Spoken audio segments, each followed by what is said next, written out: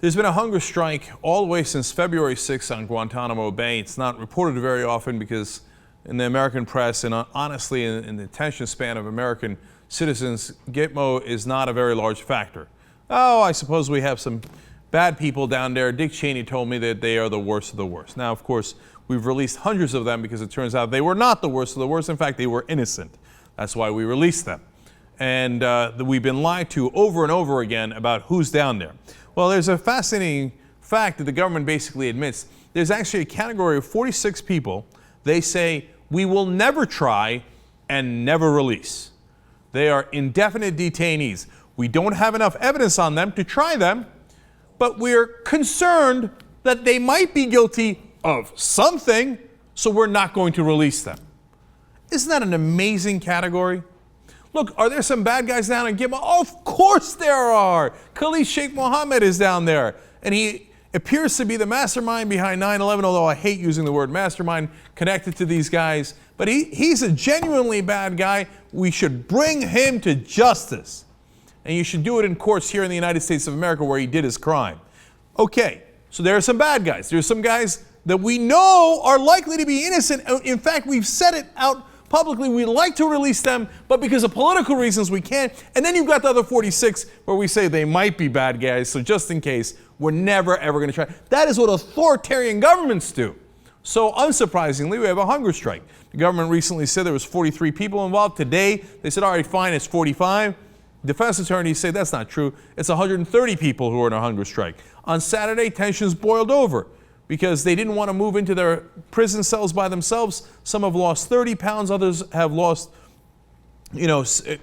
dozens of pounds, and they wanted to stay together. So when the police or when the authorities there came to separate them, there was violence. So things are brewing, and hence it has to be addressed. So an interesting thing happened. Samir Naji al-Hassan Mokbel, who's a detainee from Yemen, who's been kept there since 2002, who claims that he is completely innocent, wrote an op-ed. Now, it's interesting because he talked to an Arabic interpreter who then gave it to the New York Times. The New York Times ran it. So let's hear his story. He says, quote, I've been on a hunger strike since February 10th. He started a little later than some of his fellow detainees. And have lost well over 30 pounds. I will not eat until they restore my dignity. See, I think that's an interesting word right there, dignity. Now, I know in the American media, these are people who are treated as not people. They are the worst of the worst. They are evil. They're detainees. But the reality is they're human beings. He says that he was just a guy who went down there up to Afghanistan to try to get a job because in Yemen, he could only get $50 a month, and he'd heard from a friend that they were paying more than in Afghanistan. He said, I wish I didn't listen to that guy. It was a lie. In the first place, there were no jobs. That's why I went down to Pakistan, and then he was captured, according to him, for a bounty. Now, I've talked to Colonel Morris Davis, who was one of the chief prosecutors at Gitmo from 05 to 07. He said, did we arrest people based on bounties? Of course we did. That's why some have already been released. So is this guy necessarily guilty? Well, I don't know. Let's give him a trial and find out. But we're not going to. And that takes away, clearly, from human dignity. We continue. He said, I've been detained at Guantanamo for 11 years and 3 months. I've never been charged with any crime. I have never received a trial. Think about that, man. I grew up understanding what this country's about. They taught me, I cared about it, and I believe it. And to indefinitely detain people without a trial in the United States of America, to create a lawless land down in Cuba of all places, anybody who cares about America and our idea and our principles should be outraged by this. If you think he's a bad guy, you try him and you bring him to justice. You don't just say, I think so, and I'm never going to give him a fair trial. He continues, the only reason I'm still here is that President Obama refuses to send any detainees back to Yemen. This makes no sense. I'm a human being, not a passport, and I deserve to be treated like one. Look, put aside the passport line and where you're from, etc. The guy is screaming, I'm a human being. Can you please treat me like one?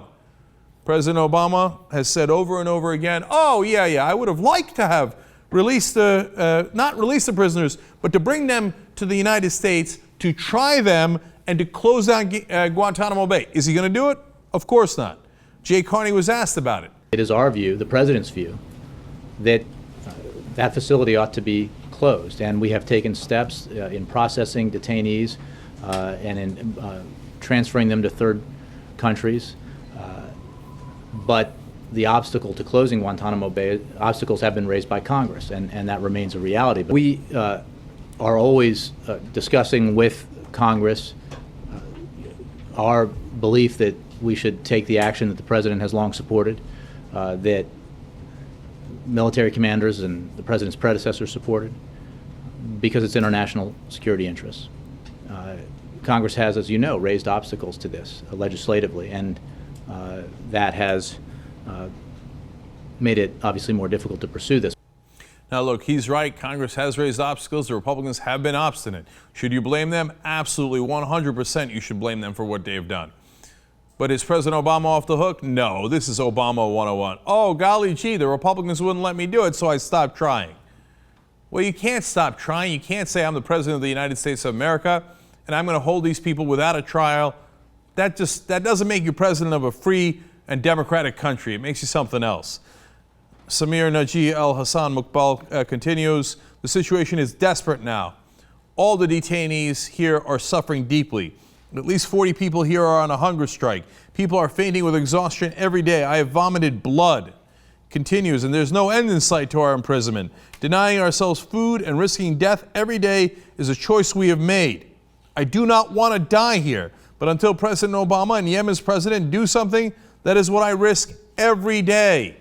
And finally, he says, I just hope that because of the pain we are suffering, the eyes of the world will once again look to Guantanamo before it is too late. Well, unfortunately, the eyes of our politicians don't seem to give much of a damn, and there certainly hasn't been an uproar by our people either. So we are all at fault for creating this lawless land and subjecting people to it and denying them their human dignity. And if you think they're terrible, hideous people, then by God, let's give them a trial like the American way and make sure we bring them to justice. But this current situation is abhorrent and unacceptable. If you care about America, you should be dying to close Guantanamo, having nothing to do with the people there, but having to do with who we are and what we stand for. And by the way, it wouldn't hurt you to care about other human beings either. Remember, most of the people at Guantanamo Bay were innocent.